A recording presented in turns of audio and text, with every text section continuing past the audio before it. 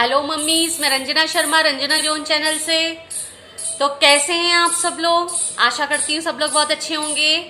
तो फ्रेंड्स, अब नवरात्रि आने वाली हैं। हम लोग के बच्चों को, हम लोग जिस भारत में रहते हैं, जिस कल्चर को अपनाते हैं, जो कलरफुल फेस्टिवल्स हम सेलिब्रेट करते हैं, तो उसके बारे में हमारे बच्चों को पता होनी चाहिए। जैसे आप होली, दिवाली, रक्षाबंधन, ईद, दशहरा सब कुछ बताते हैं। तो नवरात्रि भी बहुत अच्छा फेस्टिवल है। जैसे महाराष्ट्र वगैरह में तो माता रानी की स्टैच्यू रखी जाती है, मनोकामना बोली जाती है, 9 दिन तक उसकी पूजा की जाती है पूरी स्थापना के साथ। फिर उनको बहा दिया जाता है, यानी विसर्जित कर दिया जाता है। तो हमारे बच्चों को इस कल्चर के बारे में भी पता होना चाहिए। हम लोगों की जो वर्षे पे जो करते हैं, हम लोग पूजा पाठ जो करते हैं, हम हमारे कौन सा ईष्ट देव है, किसकी क्या महत्वता है, ये पता होनी चाहिए। तो मैं इतना तो जानती हूँ कि हमारे जितने भी छोटे छोटे बच्चे हैं, सबको नवरात्रि बहुत पसंद आती है, क्योंकि इसमें कन्या लांगुरों का पूजन होता है।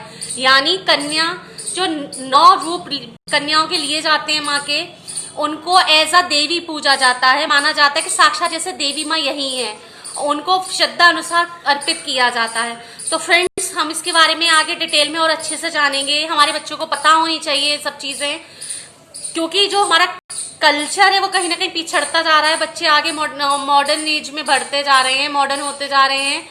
तो इसके बारे में बच्चों को बहुत अच्छे से डिटेल में पता होनी चाहिए। तो मैं अब फिर स्टार्ट करती हूँ। देखिए, माँ दुर्गा शांति और ममता की मूर्त है।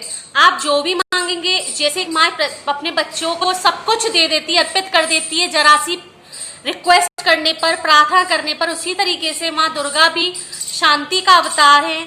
उनसे सच्चे दिल से जो भी मांगा जाता है, बहुत अच्छे से प्रार्थना करके वो अपने बच्चों को ऐसा, जितने भी सारे संसार के जो उनके अपने बच्चे हैं, उनको वो कुछ ना कुछ अर्पित करती हैं। लेकिन उसके लिए हमारे मन में श्रद्धा होनी चाहिए, भाव होना चाहिए, क्योंकि कोई भी व्यक्ति हो या भगवान हो, सब भाव के भूखे होते हैं। 9 दिन तक हर माता रानी का श्रद्धा से व्रत भी रखती हैं मम्मा लोग, कुछ बड़ी दीदियां भी रखती हैं। आप लोग देखते हैं कि बहुत श्रद्धा से पूजा करती हैं, व्रत रखती हैं, माँ को फल, जो भी फल है, भोग है, अर्पित करती हैं। 9 दिन तक बहुत श्रद्धा के साथ सुबह शाम का दीपक जलता है, पाठ होते हैं, उच्चारण होते हैं। फिर 9वीं वाले दिन माता रानी के रूप को 9 कन्याओं को भोजन खिलाया जाता है, हलवा पूड़ी के साथ, और उनके साथ लांगुरा भी होते हैं, जो छोटे से लड़के को खाना खिलाया जाता है।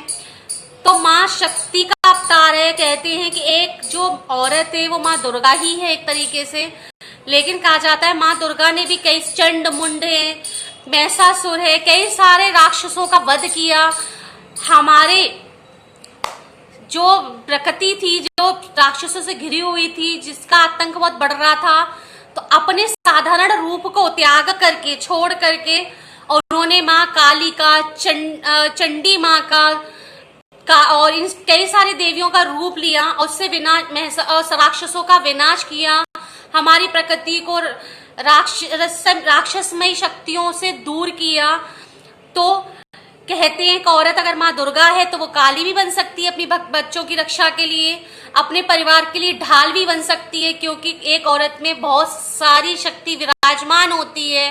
वो अपने अंदर बहुत सारी पावर्स लेके चलती है। वो अपने क्रोध को माँ दुर्गा की तरफ पी जाती है, लेकिन जब दुर्गा काली बनती है तो वो सारे उबाल को निकाल भी देती है। तो कहा जाता है सब जो शांतिमयी माँ है और सबसे जल्दी प्रसन्न होने वाली जो देवी देवताओं में है, वो है माँ दुर्गा, जो कि मार्च में और सितंबर में 2 उसमें बनाई जाती है। कहते हैं गुप्त नवरात्रे भी होते हैं, जो 2 होते हैं। वैसे नवरात्रे पूरे साल में 4 होते हैं, 2 जिसको हम खुद मनाते हैं, 2 गुप्त नवरात्रि होती हैं। तो ये नवरात्रि बहुत ही भव्य और श्रद्धा की है। अगर आप पूरा भाव अर्पित करते हैं माँ के साथ, तो आपकी हर मनोकामना पूरी होती है। तो आप भी इन नवरात्रियों का रहस्य जानिए, पूजा पाठ अच्छे से करिए। जो थोड़ा अगर ज्यादा नहीं है तो थोड़ा ही अर्पित कीजिए, लेकिन भाव ज्यादा अर्पित कीजिए। तो आशा करती हूँ कि माँ दुर्गा की नवरात्रि की आपको ये चीजें सही लगी होंगी। मंदिरों में भीड़ लगी रहती है, नवरात्रियों में लाइन लगी रहती है, ऐसा लगता है जैसे साक्षात माँ ही सब चारों तरफ प्रकट हो गई हो। उत्साह उल्लास मनता है। आप मंदिरों के आसपास जाइए, घरों के आसपास देखिए, अच्छे अच्छे गाने चले होते हैं, भजन चले होते हैं माँ के, तो बहुत अच्छा माहौल होता है। तो ये सब भी आप लोग अपनी मम्मा लोगों के साथ सेलिब्रेट किया कीजिए, देखिए, एंजॉय कीजिए और प्रार्थना कीजिए, ईश्वर से करना सीखिए, शक्ति लाना सीखिए। तो आशा करती हूँ आज का वीडियो बहुत पसंद आएगा, तो please like, share and subscribe.